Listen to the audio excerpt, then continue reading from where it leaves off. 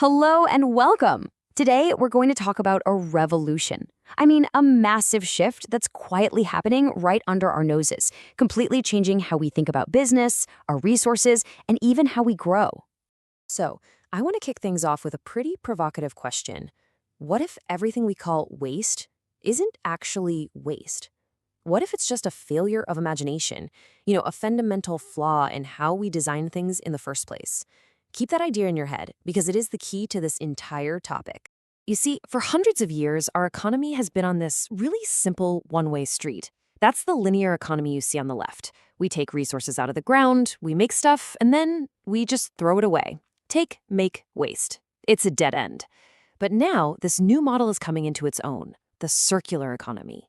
It's a regenerative loop, a system where there's no such thing as away. So you might be asking, why the big change now? Well, it's because that old take-make-waste system, the one that powered global growth for so long, is now becoming a massive source of risk. With resources getting scarcer and more expensive, a system built on constantly throwing valuable stuff away, well, it just doesn't make sense anymore. And that brings us to the hero of our story, the circular economy. At its heart, it's a system that's regenerative by design. The whole point is to design waste and pollution out of the picture from day one. The goal isn't just to be a little less bad. It's to be actively good for the system, constantly cycling valuable products and materials right back into the economy.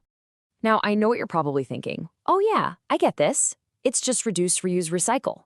And you're not wrong, but that's just the tip of the iceberg. The real circular model is so much more sophisticated.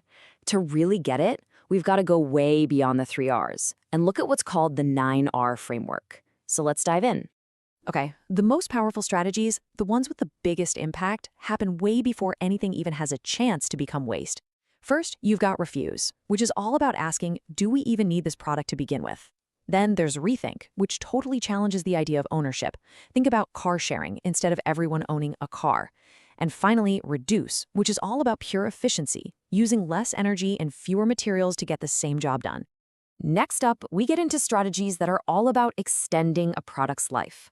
This is where we keep materials in the game. It's not just reusing something, it's repairing it when it breaks.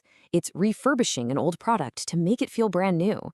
It's remanufacturing, taking valuable parts from old gear to build new gear, and even repurposing, turning an old shipping container into a coffee shop.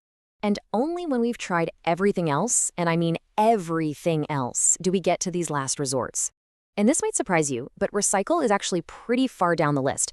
That's because it often breaks down the quality of the material. And at the absolute bottom of the barrel is recover, basically burning stuff for energy.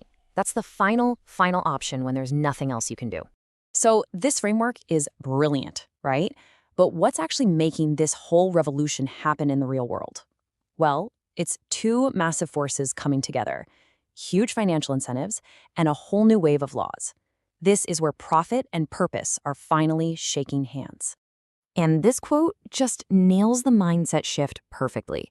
What businesses used to see as a cost, something you had to pay to get rid of, is now seen as a massive opportunity.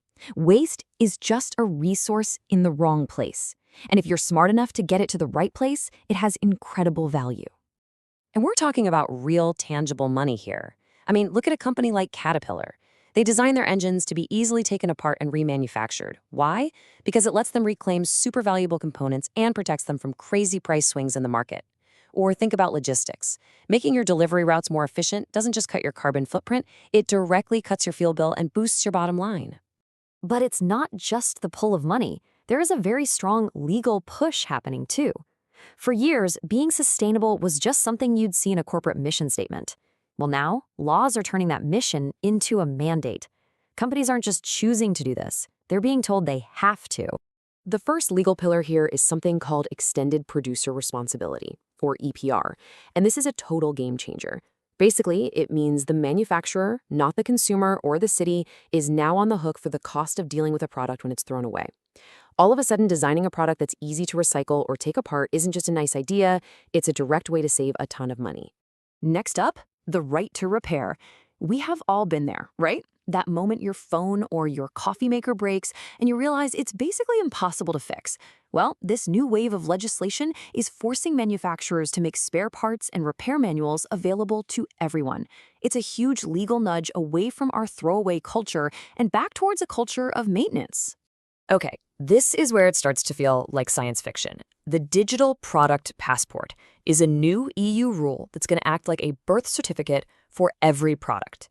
Using tech like blockchain, it will create a secure, unchangeable record of a product's entire life story, where its materials came from, what it's made of, how to repair it. This kind of radical transparency makes it almost impossible for companies to greenwash, to lie about how green their products really are. And finally, all of this accountability is being baked right into financial reporting with a concept called double materiality. It's pretty simple, actually. It just means companies have to report on two things. First, how their business impacts the environment. But second, and this is the new part, they also have to report how the environment and climate change create financial risks for them. It's a two-way street of accountability. Okay, so we've got the theory, we've got the business case, we've got the laws pushing this forward, but what does this actually look like out there in the real world? Let's check out how circular thinking is already transforming some huge industries. Let's start with fashion, an industry that's gotten a lot of heat for its fast fashion model.